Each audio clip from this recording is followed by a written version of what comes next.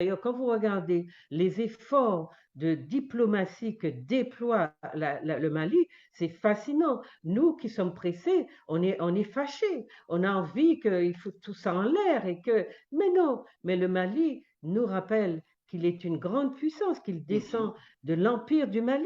Et Oui, alors que ça ne se faisait pas, tout d'un coup, et c'est pour cela que les peuples noirs doivent connaître leur histoire, depuis que le Mali est en confrontation avec la France, le Mali a sorti de ses valises son appartenance à l'un des derniers grands empires de la planète qui ont régné pendant des siècles et qui sont à l'origine d'énormément de créations humaines. Les Maliens ont demandé aux Français de leur fournir des armes pour se protéger. Donc ce ne sont même pas les Russes, même si les Russes interviennent à un niveau ou à un autre, mais les Maliens vous disent à tous les niveaux qu'ils sont ceux-là qui forment leur peuple, qui veulent leur armée pour se défendre, parce qu'ils savent bien, d'ailleurs, la Russie est engluée dans une guerre là, que les Européens veulent absolument gagner. Donc je ne sais pas si les Maliens sont trop attentistes par rapport à la Russie. Non, non. Ce rapport racisé, donc là, du coup, c'est vous qui le faites, les Maliens ne l'ont pas. Donc pour moi, c'est très important. Ce qu'on cherche dans le monde, d'ailleurs, quand vous regardez les efforts de diplomatie que déploie le Mali, c'est fascinant. Nous qui sommes pressés, on est fâchés. On a envie qu'il faut tout ça en l'air et que, mais non, mais le Mali nous rappelle qu'il est une grande puissance, qu'il mhm. descend de l'empire du Mali. Et Oui. alors que ça ne se faisait pas, tout d'un coup, et c'est pour cela que les peuples noirs doivent connaître leur histoire, depuis que le Mali est en confrontation avec la France, le Mali a sorti de ses valises son appartenance à l'un des derniers grands empires de la planète qui ont régné pendant des siècles et qui sont à l'origine d'énormément de créations humaines. Le Mali sait aujourd'hui, chaque fois que la France ouvre la bouche, il lui dit, toi, tu es toute petite parce que nous, on vient.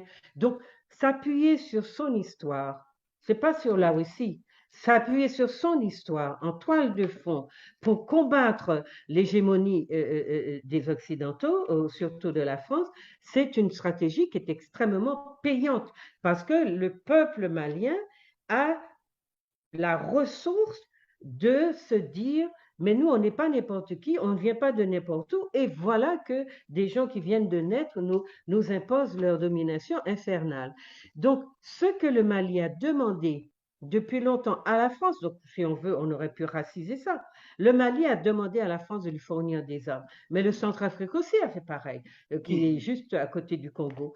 Demander Oui. des armes. On leur a donné des armes qui ont 300 ans, on ne leur a pas donné les munitions qui vont avec, on a refusé de les armer.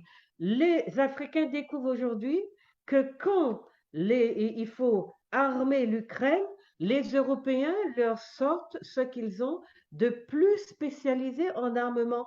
Donc les Africains ont bien compris qu'on ne veut pas qu'ils soient détenteurs d'armes qui pourront les aider à combattre leurs ennemis. Donc on est dans quelque chose qui n'a rien de racisé au départ, mais qui va se trouver racisé lorsque les Blancs, les Occidentaux décident de donner aux Ukrainiens blonds aux yeux bleus toutes les armes les plus perfectionnées qu'il y a pour se combattre la Russie, alors qu'ils ne donnent que des chiffons aux Africains. Le Mali demande, le Mali attend, et on lui dit non.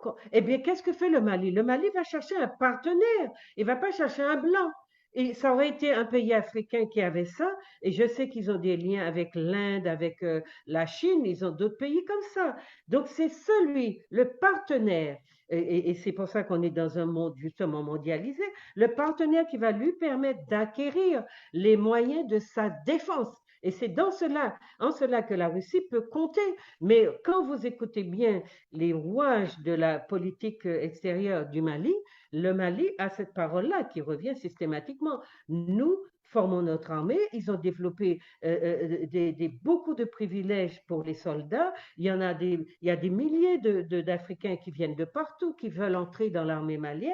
Eh bien, ils ont véritablement aujourd'hui, parce qu'ils ont acheté, ils ont payé, ils sont absolument maîtres de leur armement, ils ont payé ces armes qui arrivent chez eux et qui leur ont permis de surveiller la France qui, justement, violaient sans arrêt leur espace aérien, etc., et qui ont permis d'emmagasiner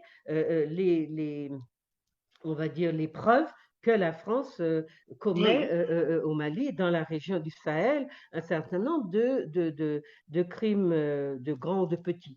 Donc, moi, je ne oui, vois pas les Russes comme des Blancs. Je vois les Russes d'abord parce que quand vous regardez les pays blancs qui viennent utiliser les pays africains comme des marchés, bien sûr qu'ils les voient comme des Noirs, souvent qu'ils déversent toutes leurs cochonneries sur le continent, mais ils les voient comme des marchés avant tout. Pourquoi est-ce que les Africains ne verraient pas les Européens, quels qu'ils soient, ou les Chinois ou les Indiens, comme des partenaires oui, oui, oui. non racisés? Donc moi, je crois que la façon que nous avons d'analyser les choses, ça me gêne. Et comme nous ne sommes pas encore au même plan, au même point de convergence dans nos analyses, je crois que nous allons vers des conflits d'idées. Et il faut qu'on se mette d'accord sur comment on aborde ces problématiques-là.